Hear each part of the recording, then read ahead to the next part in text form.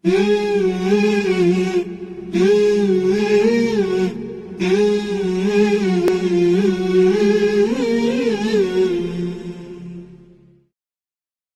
اللہ الرحمن الرحیم۔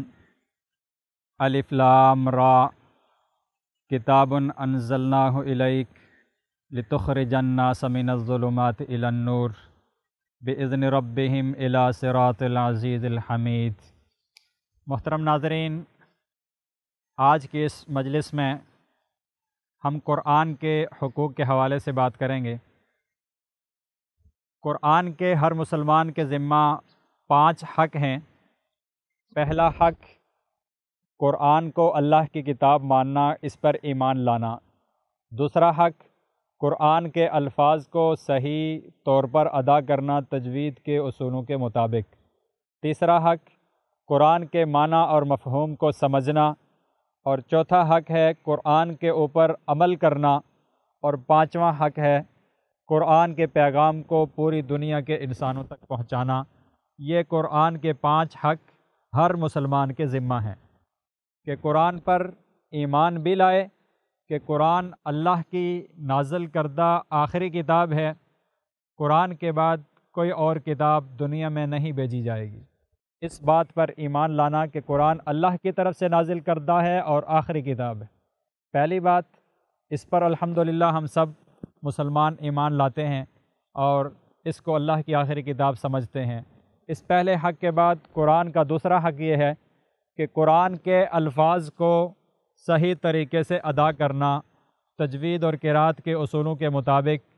جس حرف کو موٹا کرنا ہے اس کو موٹا کرنا، جس کو باریک پڑھنا اس کو باریک پڑھنا۔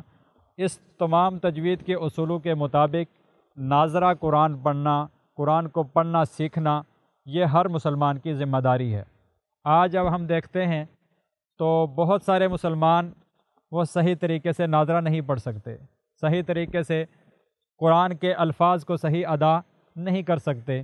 اس بارے میں بہت ساری خامی پائی جاتی ہے، بہت ساری کمزوری پائی جاتی ہے۔ تو ہمیں چاہیے کہ اپنی مصروفیات میں سے وقت نکالتے ہوئے روزانہ 15-20 منٹ یا آدھا گھنٹہ نکال کر اللہ کی کتاب کو سیکھنے اور اس کے الفاظ کو صحیح ادا کرنے، اس کا ناظرہ ٹھیک کرنے کی، اس کی مشق کی جائے، اس کے لیے وقت نکالا جائے تاکہ ہمارا قرآن ٹھیک ہو جائے۔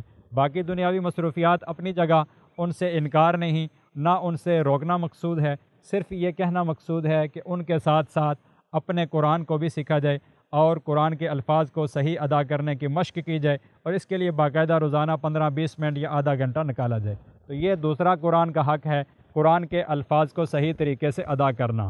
اس کے بعد قرآن کا تیسرا حق یہ ہے کہ قرآن کے جو معنی ہے، جو مفہوم ہے، اس کو سمجھنا کہ یہ قرآن اللہ کی کتاب ہے، یہ تمام مسلمانوں کے نام اللہ کی طرف سے میسیج ہے، اللہ کا ایک پیغام ہے تمام انسانیت کے نام۔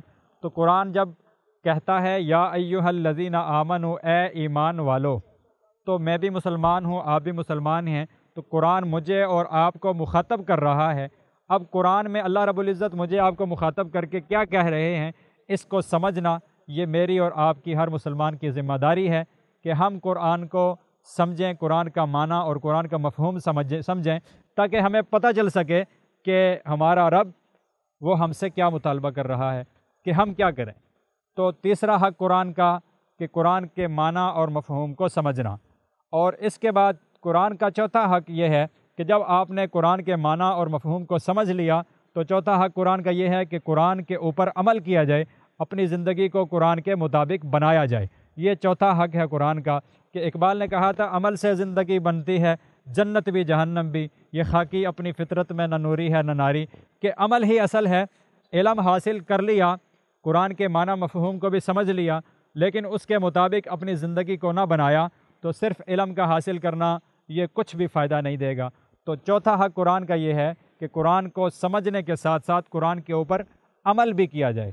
تو اس کے بعد 5واں حق قرآن کا کہ قرآن کے پیغام کو اپنی زندگی میں لاگو کرنے کے ساتھ ساتھ، اپنی زندگی میں امپلیمنٹ کرنے کے ساتھ ساتھ قرآن کے پیغام کو پوری دنیا کے انسانوں تک پہنچانا، چاہے وہ جہاں کہیں بستے ہوں، جہاں کہیں رہتے ہوں، ان تک قرآن کے پیغام کو پہنچانا، ان تک دین کی دعوت کو پہنچانا، یہ ہر مسلمان کی ذمہ داری ہے، اور یہ ذمہ داری خود اللہ رب العزت نے قرآن میں تمام مسلمانوں کے ذمہ لگائی ہے، قل ھذہ سبیلی ادعو الی اللہ علی بصیرۃ انا ومن اتبعنی، کہ میرا بھی یہ کام ہے اور جتنے بھی میرے اتباع کرنے والے ہیں، میری پیروی کرنے والے ہیں، ان سب کا یہ کام ہے کہ وہ لوگوں کو اللہ کی طرف بلائیں، لوگوں کو اللہ کے دین کی طرف بلائیں، لوگوں کو قرآن کی طرف بلائیں۔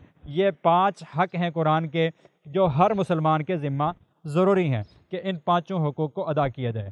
اور اس کے ساتھ ساتھ ایک چھٹا حق بھی ہے، لیکن وہ علماء کرام کے ساتھ خاص ہے، وہ عوام کے ذمہ نہیں ہے، اور وہ یہ ہے کہ قرآن کے اوپر جتنے بھی اعتراض پوری دنیا کے غیر مسلم کرتے ہیں یا آئندہ کریں گے، ان تمام اعتراضات کا علمی انداز سے جواب دینا یہ علماء کرام کی ذمہ داری ہے کہ قرآن پہ جتنے بھی اعتراض ہوں ان کا علمی انداز سے جواب دیا جائے۔ لیکن یہ عوام کی ذمہ داری نہیں ہے، یہ صرف اور صرف علماء کرام کی ذمہ داری ہے، وہ قرآن پر ہونے والے اعتراضات کے جواب دیں۔ تو یہ قرآن کے حقوق ہیں، ہمیں چاہیے کہ ہم قرآن کے حقوق کو ادا کریں۔ آج دنیا میں ہم دیکھتے ہیں ہر شخص اپنے حقوق کی جنگ لڑ رہا ہے، شوہر اپنے حقوق مانگتا ہے، بیوی اپنے حقوق مانگتی ہے، اولاد اپنے حق مانگتی ہے، اور ماں باپ اپنے حقوق مانگتے ہیں، اور دنیا میں جتنے بھی ہم دیکھ لیں شعبوں کے اندر ہر شخص اپنے حقوق کی جنگ لڑ رہا ہے کہ مجھے میرا حق دیا جائے۔ اگر کل قیامت والے دن قرآن نے اللہ کی عدالت میں اپنا حق مانگ لیا تو ہمیں سوچنا ہوگا کہ کیا ہم اس پوزیشن میں ہیں کہ ہم جواب دے سکیں کہ ہم نے قرآن کے حقوق ادا کیے ہیں۔ تو اس بات کو مد نظر رکھتے ہوئے، سامنے رکھتے ہوئے، میں نے اور آپ نے، ہم سب نے قرآن کے حقوق کو ادا کرنا ہے، قرآن کو اللہ کی آخری کتاب ماننا ہے، قرآن کے الفاظ کو صحیح طریقے سے ادا کرنا سیکھنا ہے، پھر قرآن کے ترجمہ اور تفسیر اور مفہوم کو سمجھنا ہے، اس پر عمل کرنا ہے، اور اس کے پیغام کو پوری دنیا کے انسانوں تک پہنچانا ہے، تب جا کے ہمارا چھٹکارا ہو سکتا ہے۔ اور اگر خدا نہ خواستہ ہم نے ایسا نہ کیا تو پھر کل قیامت والے دن اللہ رب العزت کی عدالت میں اللہ کے رسول یہ شکوہ کریں گے، وقال الرسول یا رب ان قوم اتخذوا هذا القرآن مہجورا، کہ اے اللہ میری یہ قوم ہے جس نے میرے قرآن کو چھوڑ دیا تھا۔ وہ رسول جن سے مجھے اور آپ کو سفارش کی امید ہے کہ وہ کل قیامت والے دن میری اور آپ کی سفارش کریں گے، لیکن اگر میں نے اور آپ نے قرآن کو پس پش ڈال دیا، قرآن کے احکامات کو کے مطابق زندگی نہ گزاری، تو کل وہی رسول میری اور آپ کی اللہ کی عدالت میں شکایت کریں گے۔ جب اللہ کے رسول ہی شکایت کریں، جب اللہ کا قرآن ہی میرے آپ کے خلاف حجت بن جائے، تو پھر نجات کیسے ہو سکے گی؟ اس لیے تمام دوستوں سے گزارش ہے کہ ہم سارے قرآن کے حقوق ادا کرنے والے بن جائیں۔ قرآن کے حقوق ادا کریں گے تبھی ہماری دنیا بھی اچھی بنے گی اور آخرت بھی اچھی بنے گی۔ اللہ عمل کی توفیق عطا فرمائے۔ وما علینا الا البلاغ المبین۔